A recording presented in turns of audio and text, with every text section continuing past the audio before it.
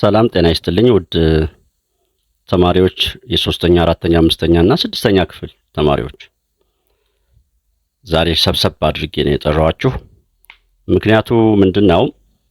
ይህ መረጃ አያያዝ ከሶስተኛ ክፍል ይጀምርና እስከ ስድስተኛ ክፍል በየአመቱ በየተለያየ ምዕራፍ ላይ ይመጣል መረጃ አያያዝ። ስለዚህ አስፈላጊ የሆነ ርዕስ ነው። በየአንዳንዱ ክፍል ላይ ዋና ዋና ነጥቦችን ቁጭ አደርግላችኋለሁ መረጃ አያያዝ ከሚለውና መረጃን ሰብስበን በግራፍ እንዴት እንደምናስቀምጥ የሚያሳይ ይሆን ማለት ነው። እና አሁን በሶስተኛ ክፍል ላይ ነው ምዕራፍ 8 ላይ ታገኙታላችሁ። መረጃ አያያዝ ይላችኋል። ስለዚህ የመማር ውጤቶች ይህ መረጃ አያያዝ መተንተን ማለት ነው። ተማሪዎች ከዚህ ምዕራፍ ወይም ትምህርት በኋላ መረጃ መሰብሰብ እንዴት ምንድነው? መረጃ መሰብሰብ ማለት መረጃስ ምንድነው? ራሱ እንመጣበታለን። መረጃን ማደራጀት መጀመሪያ መሰብሰብ ይኖራል። ለምሳሌ በደንብ መስመሩን ይዛችሁ እንድትሰሙኝ መረጃ መሰብሰብ ስለሆነ ነገር ስለ አየር ሁኔታ ሊሆን ይችላል። ስለሆነ ከተማ የሆነ ከተማ ላይ የአየር ንብረትን ወደማታውቁት ከተማ ወይም አካባቢ ብትሄዱ መረጃን በመጀመሪያ መሰብሰብ ለኑሮ ጥሩ ነገር ይሆናል። ምን አይነት የአየር ጸባይ ያለው ሞቃታማ መሆኑንና ቀዝቃዛ መሆኑን መቼ ላይ የሰው አኗኗር ዘይቤ የአለባበስ የአኗኗር የትድድር ወይም የመተዳደር እና የመሳሰሉት ትምህርት ቤት የት አካባቢ ይገኛል፣ ጥሩ መኖሪያ አካባቢ የት አካባቢ ይገኛል፣ እነዚህ ሁሉ መረጃዎች ናቸው። ማህበረሰቡ ምንን ይጠላል፣ የቀበሌኛ አነጋገር ምን ይመስላል፣ በእያንዳንድ አካባቢ ላይ ነውር የሆነ ንግግር፣ በአንዳንድ አካባቢ ላይ ደግሞ ብዙም ችግር የሌለበት ንግግሮች ሊሆኑ ይችላል እና እነዚህን ማህበረሰቡ በቶሎ ሊያስከፋው የሚችል ምንድን ነው እና እንደዚህ የመሳሰሉ ነገሮች መረጃን መሰብሰብ ይባልና መረጃን ማደራጀት ከዛ በኋላ ለጥናት ስንፈልገው ለምሳሌና ለሆነ ነገር በትክክለኛ ትምህርታዊ ነክ ለሆነ ነገር ስንፈልገው ግን መረጃን መሰብሰብ ከዛ መረጃን ማደራጀት ማለት ምን ማለት ነው? ከዛ እናያለን። የስዕል ግራፎችን ማንበብ የተቀመጠ መረጃን ማንበብ ማለት ወደ ሆነ ቦታ ስትገቡ እናንተ ተማሪዎች ስለሆናችሁ ለምሳሌ ስለ ተማሪ ልንገራችሁ። በዛ ትምህርት ቤት ውስጥ የሚገኙ ተማሪዎች ያ ትምህርት ቤት ከስንተኛ እስከ ስንተኛ ክፍል እንደሚያስተምር ከዚያስ ወንድ ስንት ሴት ስንት ተማሪዎች እንዳሉ የሚያሳይ ግራፍ ሊሆን ይችላል። ያን አንብቦ መረዳት መረጃን ማንበብ እንለዋለን። በስዕል ግራፍ በዋና ዋና ቃላት እንግዲህ መረጃን የጭረት ምልክት ማድረግና የስዕል ግራፍ። ለምሳሌ ልጆች የመረጧቸው ፍራፍሬ ያው እንግዲህ ስለ ልጆች ስለሚወዱት የፍራፍሬ አይነት ሊሆን ይችላል። አሁን እያጠናን እዚህ ጋር ሙዝ ተቀምጧል። እዚህ ጋር ደግሞ ብዛታቸው በምን ተደርጓል? በጭረት የሚል ነገር አለ። እዚህ ላይ ደግሞ በምስል ማስቀመጥ ሊሆን ይችላል። ለምሳሌ እና እዚህ 3 ሙዝ የሚፈልጉ ተማሪዎች ወይም ልጆች 3 አሉ። ያው እዚህ ጋር እንትኑን ሃይላይቱን ጫፍጫፏን ብቻ ስለሆነ የማሳያችሁ ስላልኩ ነው እንጂ ከዛ ብርቱካን እያለ ወርታች ይቀጥላል እና ሙዝ 3 ተማሪዎች አሉ። ወርታች ደግሞ ይሄን ባልቆርጠው ነው ብርቱካን የሚፈልጉ ስንት እንዳሉ እንደዛ አይተን ብዙ የሚያየው ሌላ ቦታ ላይ ግራፉን ስለምናየው ነው። አራተኛ ክፍል ላይ ስንመጣ እንደዚሁ ምዕራፍ 8 ላይ መረጃ አያያዝ ይላል። በቀጥታ በቃ ከባር ግራፍ ላይ መረጃዎችን ታነባላችሁ። አሁን ባር ግራፍ ምንድነው የሚለው አዲስ ነገር ሊሆን ይችላል። ባር ግራፍ አሳያችኋለሁ። አሁን የተለያዩ መረጃዎችን እንዴት እንደሚሰበሰብ መሰብሰብ እንዴት ነው መረጃዎችን በባር ግራፍ ማመልከት። ባር ግራፍ እና መረጃ ዋና ዋና ቃላት ይሆናሉ። እንግዲህ ባር ግራፍ ምሳሌ ይሄን ይመስላል። ባር ግራፍ እንደዚህ ወደ ላይ አምዳዊና አግድም እንደዚህ እንደምትመለከቱት እዚህ ጋር አሁን ልናነብ ነው እንግዲህ ይሄ መረጃ ማንበብ ማለት እንግዲህ ይሄ ግራፍ ምንን መሰረት አድርጎ ነው እንደዚህ የተለጠፈው? እዚህ ጋር የሆነ ግድግዳ ወይም ደግሞ ሬክላም ብላችሁ አስቡትና አሁን እዚህ ጋር እናንብብ እስኪ። በመጀመሪያ ሲጀመር ግን አንድ ግራፍ ባር ግራፍ ሲቀመጥ ምን ነገሮችን እንደሚያካትት ስነግራችሁ ርዕሱ መቀመጥ አለበት። አንድ የመጀመሪያው ዋናው እዚህ ጋር ይህ ግራፍ ስለምን ውክልና ነው የቆመው? እዚህ ምን የሚያሳይ ነው? ያው እዚህ ጋር አሁን ርዕስ የሌለበት ምክንያት እዚህ ስለምናነብ ነው። በመቀጠል ወደ ላይ ይሄ የቆመው ምንን ወክሎ ነው? ይሄው እዚህ ጋር ተጽፏል። መጠነ ቁስ በምንድን በኪሎግራም። አግድም ያለውስ መስመር ምንን ወክሎ ነው? ይሄ ደግሞ የተማሪዎቹን ስም እንደዛ ማለት እና የአራት ሰዎች መጠነ ቁስ በኪሎግራም እንደሚከተለው ወይም በባር ግራፍ ተሰጥቷል። እያንዳንዱ ሰው መጠነ ቁስ ስንት ነው ይላችኋል። እንግዲህ ማንበብ መረጃን ማንበብ የሚላችሁ እዚህ ጋር መረጃን ታነባላችሁ። በሶስተኛ ክፍል ላይም እንደዛው መረጃን ማንበብ መረጃን መረዳት የሚለው ነው። አሁን እንምጣ። አበበ መጀመሪያ ላይ ያለው ማለት ነው። አበበ እና ክብደቱ ወደ ጎን ስናይ 40። ከድር ቢጫው ያው 80። ሰሚራ 50። አግድም ማየት ነው 50 ላይ ያርፈን ነው አይደርስም። እስኪ ጎላ ላድርገው ወይንም እስኪ እንደዚህ ላድርገው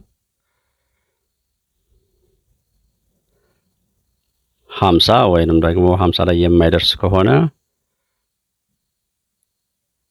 50 ላይ አይደርስም። 45 መሃል ላይ 45። ሌላ አልማዝ እንመልከት 60 ላይ ክብደታቸው ይሄን ይመስላል። ከነዚህ ከአራት ተማሪዎች ከፍተኛ ክብደት ያለው ማን ነው? ከድር ነው። ዝቅተኛ ያለው አበበ ነው። በቃ ስለዚህ በመጀመሪያ ርዕሱ መቀመጥ አለበት።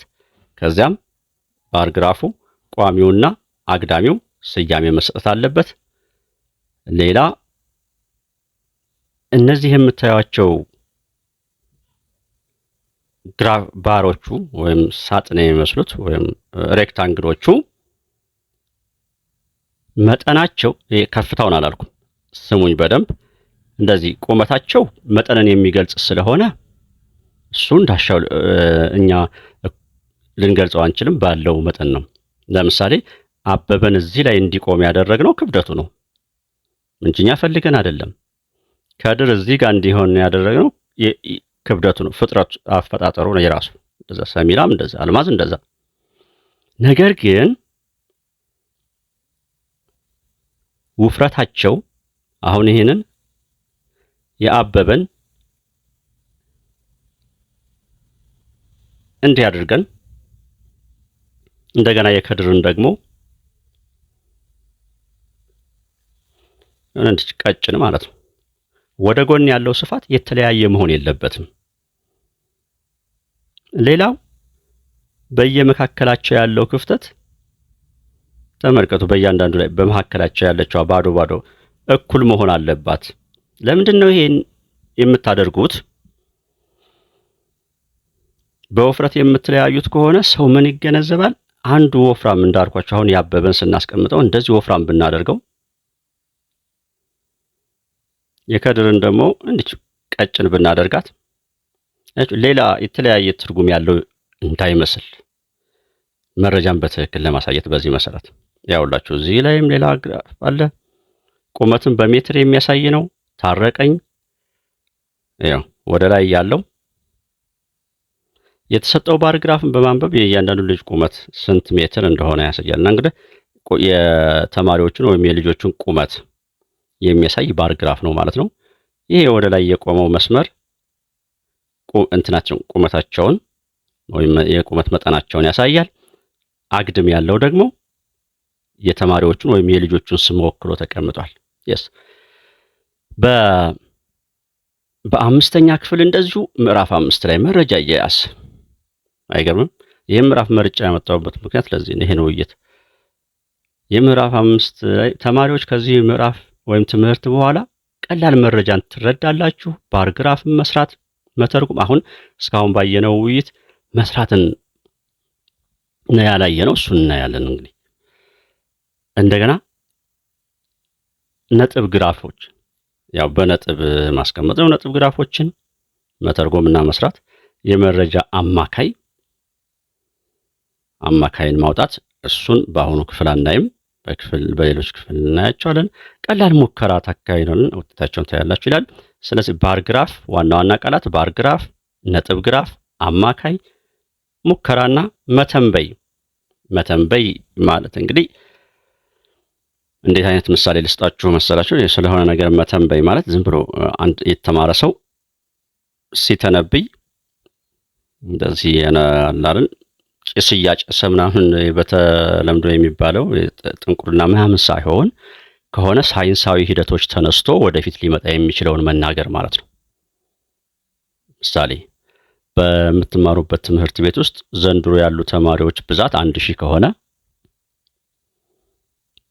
ያን ርዕሰ መምህር ሄዳችሁ ብታወያዩት ረዘም ያለ ጊዜ በተለይ በዛ ትምህርት ቤት ውስጥ ወይም ረዘም ያለ መምህራን ቢኖሩ ተማሪዎች በአመት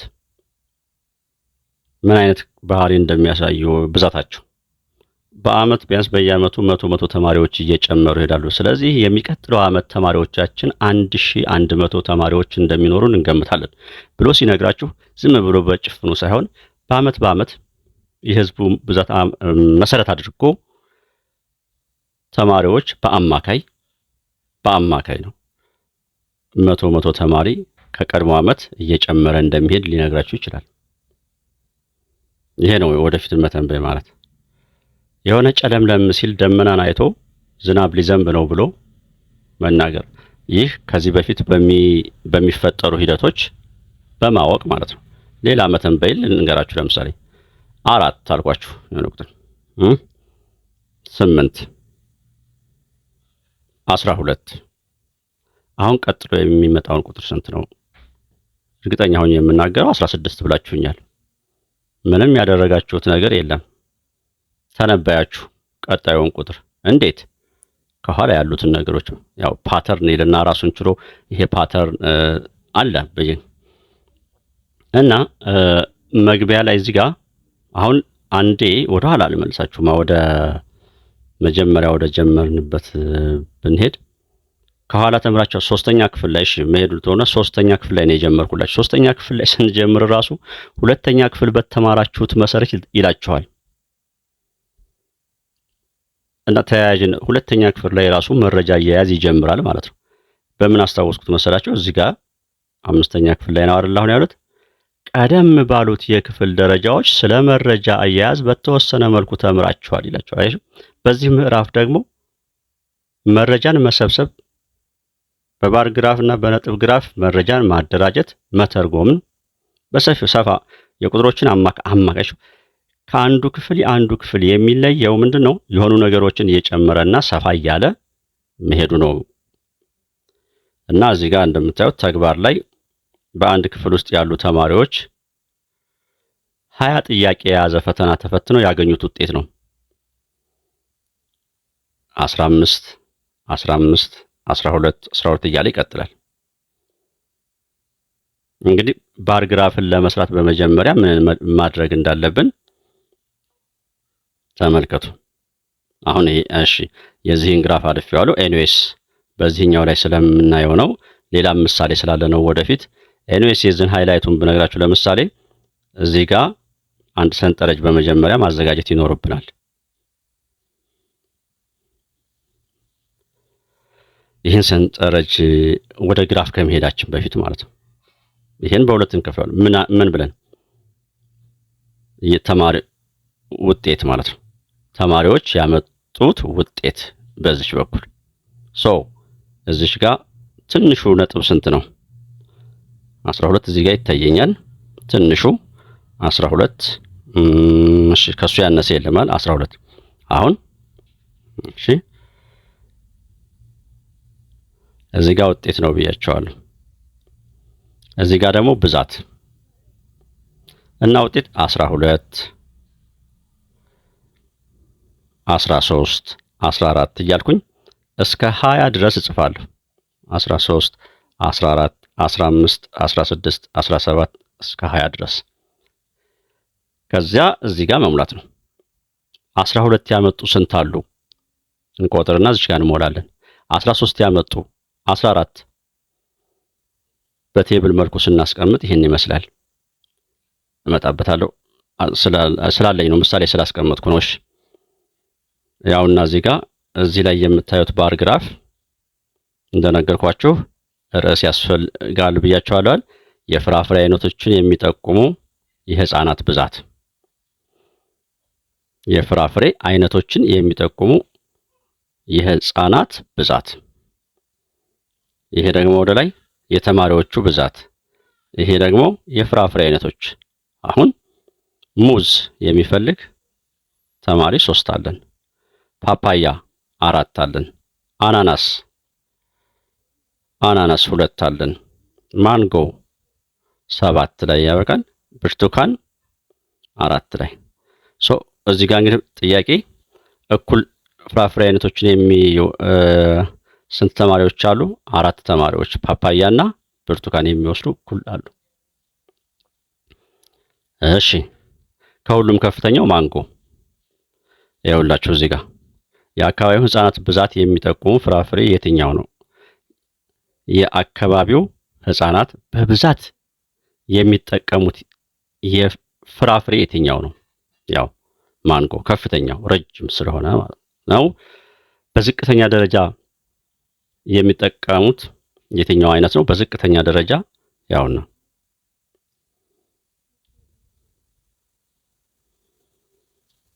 አናናስ። ብርቱካን እና ሙዝ የሚጠቀሙ ህፃናት ብዛት ብርቱካን እና ሙዝ።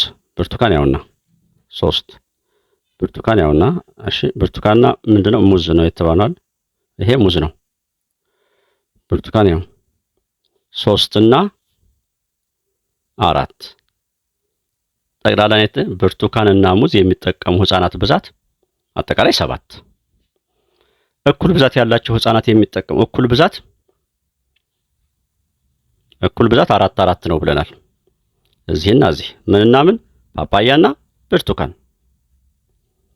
እኩል ብዛት። እሺ ፍራፍሬ የሚጠቀሙ የአካባቢው ህፃናት ብዛት ጠቅላላው ነው ማለት ነው። አሁን መደመር ነው። እዚህ ሙዝ 3 አለ፣ ፓፓያ 4 አለ 7፣ አናናስ 2 9፣ ማንጎ 7 16፣ ብርቱካን 4 16 ነው 20 ማለት ነው። ሹር ሙዝ 3 ፓፓያ 4 7 አናናስ 2 9 7 16 እና 20 ልክ ነው። 20 ናቸው ጠቅላላ።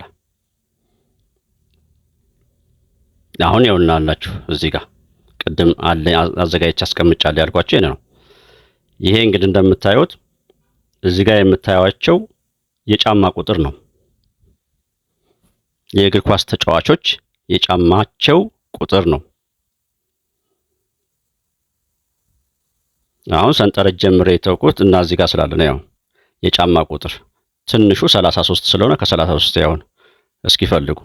ከ33 ያነሳለ እዚህ ውስጥ አሁን ትልቁ ደግሞ 38 አለ 38 እስኪ እዚህም 38 yes በቃ በዚህ መሰረት ከ33 ጀመረና የጫማ ቁጥር እስከ 38 ድረስ ጻፈ። ከዚያ መቁጠር ነው።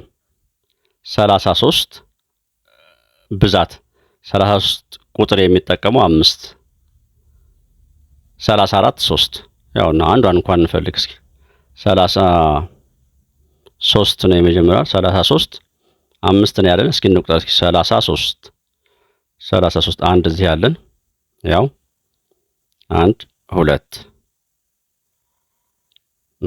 3 እሺ 4 5 የስ እንዲህ እየቆጠርን ማስቀመጥ ነው።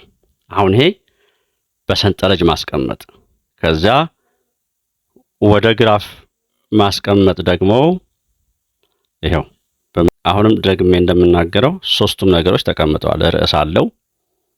ይሄ ወደ ላይ ቋሚው የሚያሳየው ቁጥር ወይም የሚያነበው ምን እንደሆነ ሪዲንጉ ተናገረን።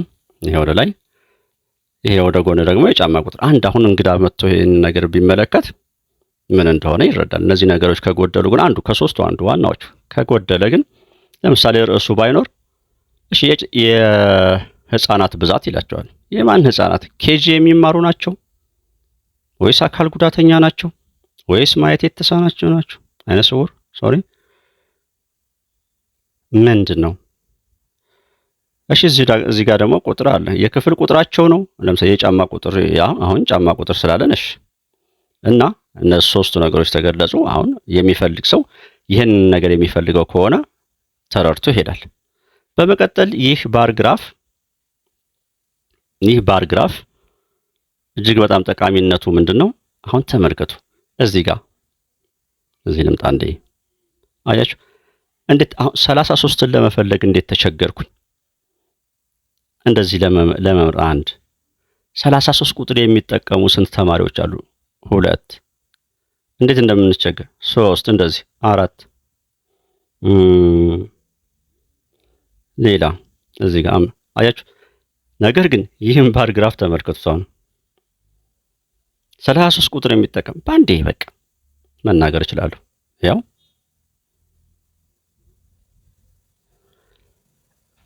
ጥቅሙ ማለት ነው።